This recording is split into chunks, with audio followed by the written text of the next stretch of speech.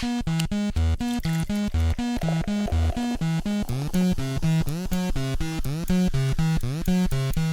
to the Pint and Click podcast. I'm Dave. I'm here with Tony and Jami, and we're here to talk about all things media, books, video games, movies, music, whatever you like. We've listened to it, we've played it, and now we're going to talk about it here.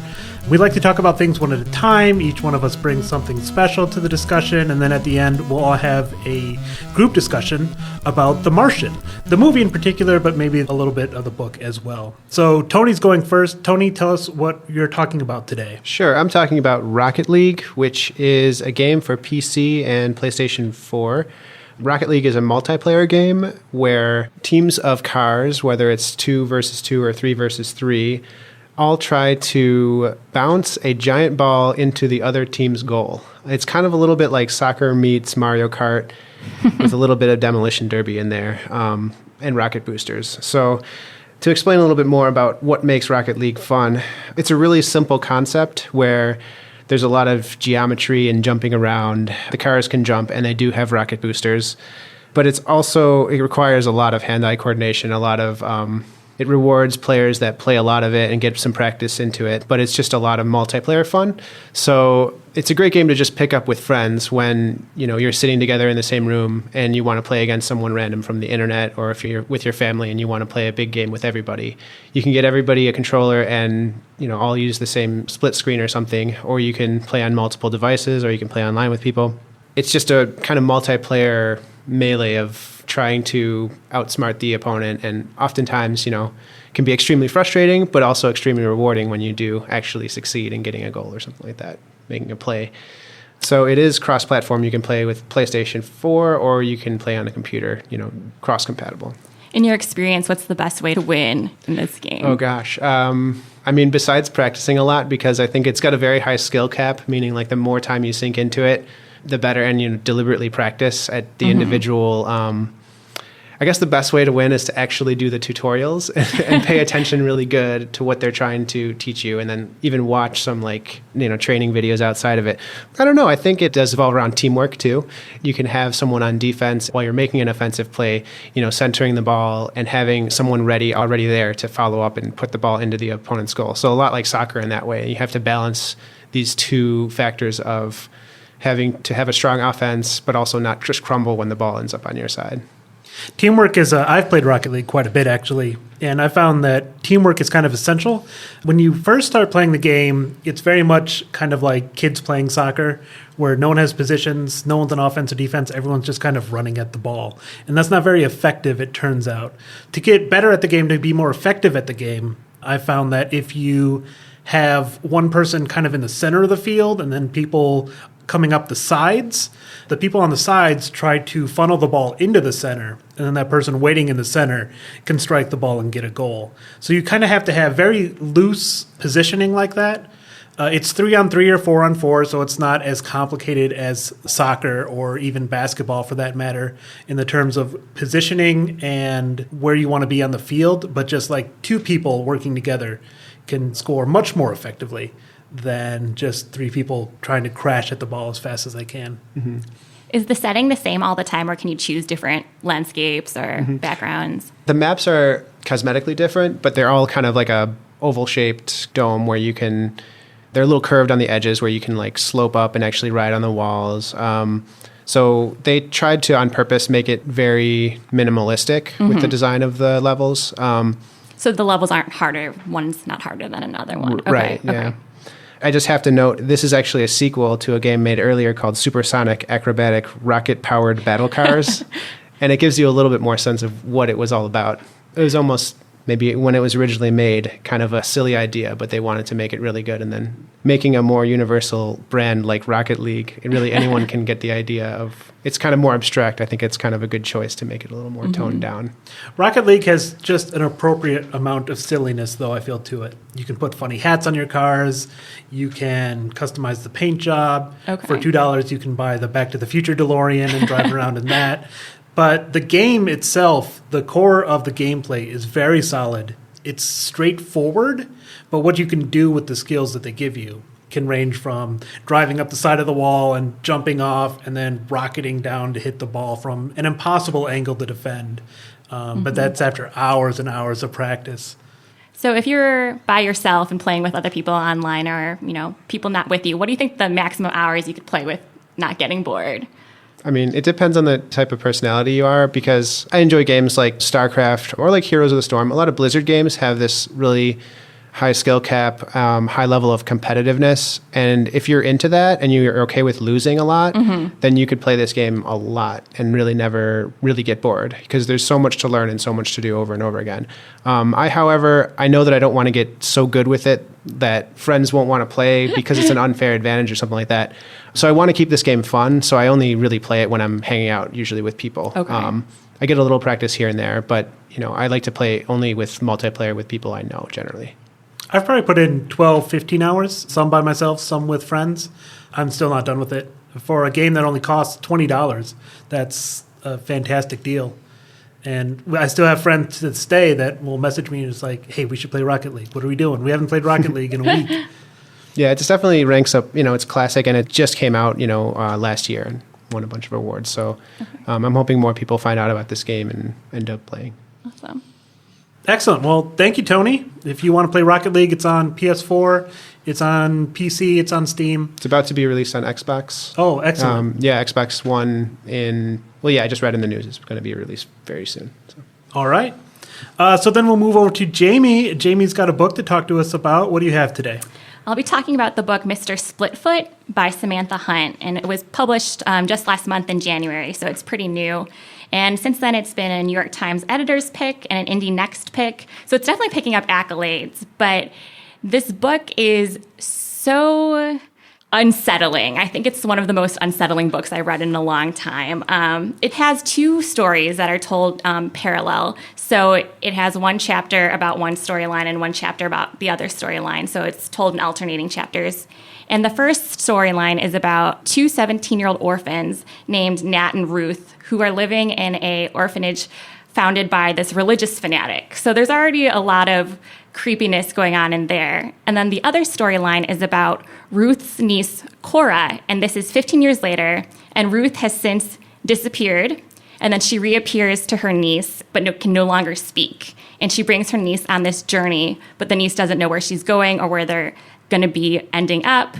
But there's this pervasive feeling of dread throughout this tale. And through the whole thing, you don't really know what's going on or what's going to happen, but it definitely lives up to the name of contemporary Gothic. So I was thinking about what I think of the word Gothic and what Gothic literature means to me, but did you have any opinions about what you think the word Gothic would mean in a book? Kind of the modern interpretation of the word Gothic, I would assume very dark. I imagine Tim Burton immediately, like elaborate architecture. Vibrant colors that are muted, like a dirty neon green or something like that. I also imagine something like that. And on top of it, like the supernatural, but kind of masked below the surface of humanity, like within their impulses or their darkest, desires or fears or something like that. So I do imagine like the vampire lore a little bit, but also not necessarily that supernatural, but the hinting at it. Yeah, which is kind of how this book is too, because the story behind Nat and Ruth, the two orphans, is that Nat supposedly can talk to the dead. So he gets a lot of clients because he's at this orphanage of other orphans wanting to speak to the parents. And Ruth doesn't really know if he can actually speak to the dead or not. So the whole time she's kind of wondering, like, what is the truth behind the situation? But then they meet a stranger who's the most strange stranger in that they find him living in their basement. So they find this man who hears about what they're doing, and he's like, we can take the show on the road. So they start doing seances at all these different, wealthy people's homes, people who've lost their children. And so Ruth gets in the act too and pretends she can also speak to the dead, but the whole time she doesn't really know if Nat can or not. So everything in this book could conceivably be in the realm of our experience, but the whole time there's this level of maybe not, and the whole environment is just so uncanny. Like you were talking about with Tim Burton, the atmosphere is just chilling. It takes place in upstate New York, But she manages to kind of invert that world and make it seem so oppressive. Like the trees are closing in on you, the snow is closing in on you. And the whole time I was reading it, I was like getting the shivers.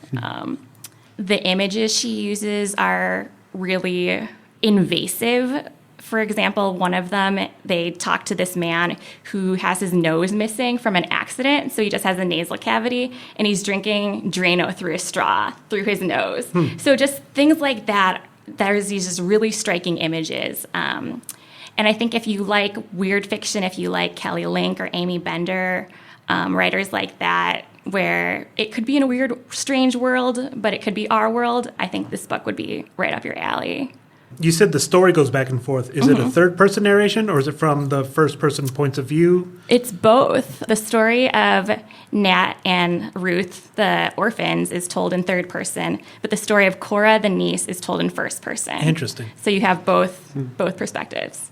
The magic of the book, too, is that even though the stories are told 15 years apart, following separate people, the stories collide at the end, where each one informs the other so that the ending is surprising and shocking, and it doesn't seem separate. It seems united, even though it's in separate time universes, I guess you could say.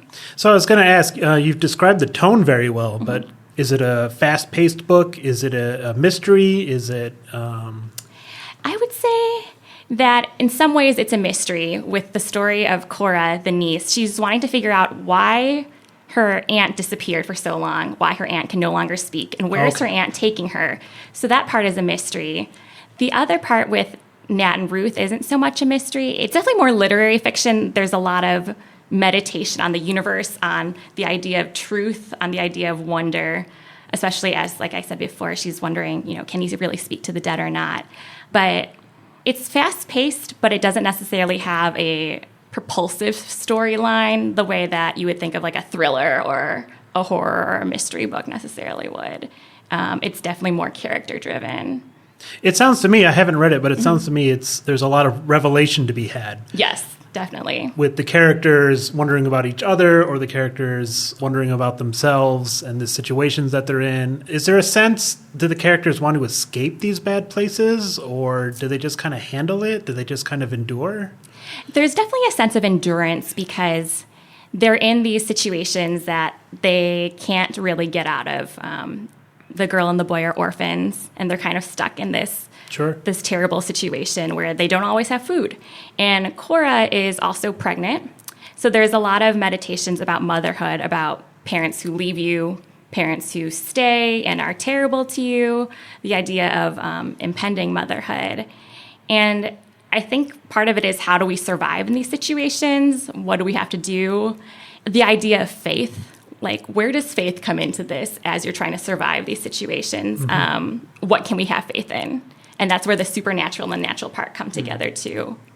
Awesome. You've definitely piqued my interest. Yeah. So that was Mr. Splitfoot by Samantha Hunt on library shelves now. All right. Well, I'm here to talk about The Revenant, the new movie starring Leo DiCaprio. It came out just at the tail end of 2015, so they could make Oscar nominations. This movie I saw, and it is huge, is the word I'd like to use for it. It is amazing. If you don't know the story, it's partially true, very barely based on a true story, of Hugh Glass, who is basically a man who survived a bear attack. In this movie, there is a lot more added onto that character that didn't necessarily happen in the mythology that we have about Hugh Glass. The story is Hugh Glass is a fur trapper in the American frontier. A very dangerous life. You have to worry about raids from Native Americans. You're out for months at a time, surviving on what supplies you can find or brought with you. And it's just a hard life. And this guy is attacked by a bear and survives, though is in very bad health. And it's cold, it's deadly, he can't walk, he has to be carried. And eventually, his compatriots leave him for dead. They're like, sorry, you're probably going to die anyway. We can't carry you up this mountain. We're going to go ahead. And the mythology is he was actually buried. After they left, he came to, he dug himself out, and he made his way back to the fort. The movie, The Revenant, focuses very much on Leo DiCaprio as Hugh Glass and Tom Hardy, who plays I guess you'd call him the villain of the movie. His name is, if you don't count the bear, Tom Hardy plays Fitzgerald, who is a very pragmatic, egotistic villain. I'm not sure if he's a villain or if he's looking out for number one in this movie. The big appeal of the movie, though, is that it was all shot outdoors in the waning hours of the sunlight, the golden hour, as filmmakers like to call it. So sometimes they wouldn't start shooting until 3 o'clock, and then they'd be done by 6, and they'd only get an hour or two on film. They'd spend a day rehearsing so that they could be ready when they finally got out there.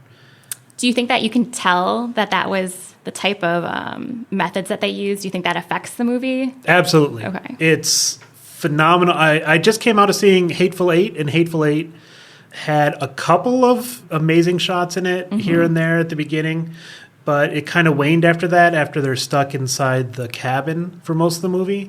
But this movie stays outdoors. It's shooting up a mountain, over a cliff. It's shooting plains. It's winding rivers.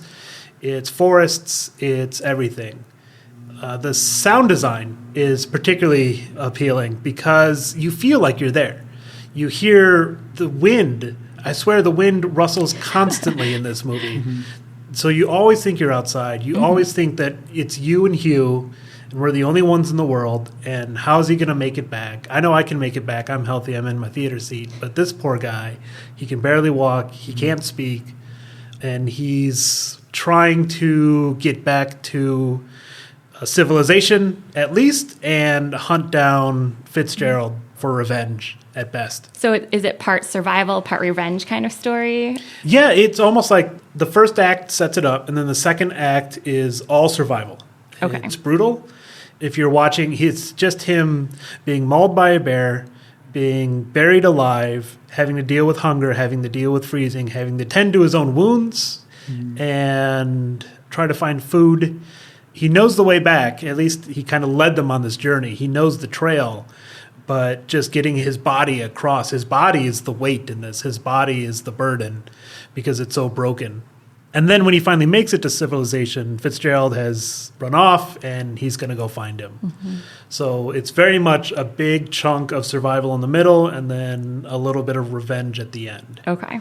I guess what you're saying is it's really painful to watch if you're squeamish about, seeing someone in a state of suffering for an extended period of time. At the very least, it is. If you weren't a fan of Unbroken or The Passion of the Christ, you will not be a fan of The Revenant, because there's quite a bit of that. There's also some dream sequences with very strange imagery. To tell you the truth, I understood none of it. I'm very embarrassed about that. I feel a little dumb coming out of the movie, but I didn't follow any of that. I was just in it for the human story of survival in the wilderness and survival against all odds. Is Leo going to win? I don't think so. Okay. I don't think so. Between the two, I would have picked Tom Hardy to win as a better actor in this movie than Leo. I haven't seen the other Best Actor nominees, so I'm not going to bet anything on Leo. He did win SAG Award. Okay. So good for him. Maybe he'll get that Oscar at long last. But he spends a lot of time crawling, a lot of time gnashing his teeth, a lot of time looking miserable, but that's kind of it. So there's not as much nuance of his character? Okay. To be fair, he doesn't speak for a lot of the movie, so a lot of the emotion that you get from his character is all from his face and from his eyes and from his body language. And so that's a very strong performance. So maybe that'll be enough. But usually Best Actors have a great big soliloquy at the end that makes everyone feel better about themselves. And this movie, not so much. Well, at that, we'll move on to our discussion of The Martian. Primarily, we're going to talk about the movie, though several of us have read the book as well, so that's surely going to come up in the discussion. Jamie, what do you have to say about The Martian? Well, I was thinking about the movie and why it's so widely appealing. When you think about it, this is different than the book in that they kind of amplified the other characters, but in the book especially, a lot of it is just Mark Watney problem solving. And sometimes it's highly technical problem solving. And so you have these scenes of him and a million potatoes. You know, you have these scenes of him driving around in a rover. And you would think that maybe this would have a smaller market than it did, but it is very widely beloved. So what do you think has to do with that reception? I think a lot of it has to do with Mark Watney's attitude and capacity, and people are drawn to that. He's very clever. People are drawn to that. That's kind of like an American hero is, well, he's not the smartest, he's not the richest, but he's got a positive attitude, and he can turn a situation around with good hard work, right? And that's everything he does in this movie and in the book. Yeah, I mean, mine's a lot more shallow of an answer. I just think it's partially that this book/movie deals with a lot of space. We all maybe grew up dreaming about and thinking about astronauts, and this movie kind of lays it out in a realistic way. You know, I'm not sure how much the book does this, but definitely in the movie, it's the whole of the world and the whole of, you know, civilization kind of like being compassionate about the idea and the optimism of bringing someone back from space. So even though I'm not just saying it's space themed, but the fact that what that is, you know, humanity's been looking at the stars for so long, but it's also like we're not hopeless. And just like one defeat shouldn't be a giant setback, we can salvage some optimism from it. And I think, I mean, it's definitely reflected in Mark Watney's, you know, it's the optimism going the other way too, though. Like we can bring him back kind of thing. And we as, you know, viewers or as readers are kind of brought into that, this kind of all-encompassing crowd cheering him on, you know, whether we're watching it in a movie theater or reading it, that I felt like when I was experiencing both the book and the movie, I was like, come on, Mark, you know, you can do it. And I wanted to see what would happen. I think his sense of humor plays a huge part in the appeal and the relatability of the character. I think if he wasn't so open with his language, if he wasn't cracking jokes about disco, I don't think anyone would care about this book or this movie. So you think it wouldn't work as a drama? I don't. As an interstellar type of, you know, movie? I don't. I think it would be very dry. Especially the book would just be all the technical aspects of him multiplying how many potatoes he has to figure out how many days he has left, and that's it. But if he's making the jokes, if he's coping in a way that maybe we don't see very often. A lot of times you see people coping and it's a little bit darker, it's a little bit more closed off. He's coping by just shouting it out there because he's all by himself. He can say what he's feeling and not hurt anyone's feelings, and he uses that to get by. In between the math and in between the long days and the hard work, he uses this humor that I found funny, I think all of us found funny, to express himself. I very much like the performances in the movie. Matt Damon is great, of course. When he was announced for this role, I was over the moon. I was over the moon. Over the moon, goodness. Over the Mars. I was so excited because I knew this would be perfect, and he delivered. He delivered on the funny stuff. He delivered on the painful moments. I liked Jeff Daniels very much. He is the director of NASA in this movie. He's Teddy, and he is written on the page very cold, very serious, very uncompromising. But he gives the character that same kind of hopeful optimism that, you know, I'm not here by accident. I love astronauts. I love these men and women, and I love space exploration, and I'm here to see the job is done. And he's very pragmatic. He's very serious, but you can tell that it's all out of love, that he loves his job. Yeah, and Sean Bean's performance was really great because almost like the antithesis of that, a little more militant, but also a little bit more passionate, I should say. Yeah, almost too passionate. Too passionate compared more to Jeff Daniels. Yeah, so that was great because it gave the little bit of a dynamic story to the other side of things. Yeah. I liked the book just a touch better, I think, than the movie. I read the book first. I read the book some time ago, and I watched the movie very recently. And the book made the technical aspects shine a little bit more. Definitely. The reason the people that we send to space are scientists is exposed in this book. That you need someone who can be serious about figuring out how much oxygen is enough, how much fuel is enough, and not just guess and not just well, I can shotgun it and see how we do, and we'll probably be all right. But these guys are very serious about numbers. These people are very serious about knowing what they can and can't do in certain situations. Yeah, the intensity is definitely of the character is definitely stronger, I think, in the book. And also, it just made me appreciate the author a lot more for being able to concoct these scenarios and have it down to the tiniest little description in a way that sometimes I will admit my eyes glazed over for some descriptions of, trying to get water out of something. But in general, I thought while reading, I'm surprised I'm enjoying this. I'm surprised I'm enjoying these 5 pages of really specific descriptions of something really scientific and engineering. Clearly, because I use the word engineering, that is not my field. But I was so engaged. And for that to be so memorable, I think, speaks a lot to the author's ability to write. It's like taking a how-to textbook and then making it engaging for a wider audience. So, right. The author basically sets out puzzles and then explains the solution. And if done poorly, that could be a very boring book. And dry. Yeah. But in this book, the problem solving is mixed with Mark Watney's emotions at the time. And that's very compelling. The voice, like you were saying before about the humor, the voice that's interspersed with the problem solving is really what ties the whole thing together. So I loved them both. I recommend both the book and the movie. Feel free to read one and watch the other. I don't think you should just stop at one. Okay. Yeah, good. Well, thank you, Tony. Thank you, Jami. And we'll see you next time on the Pint and Click podcast.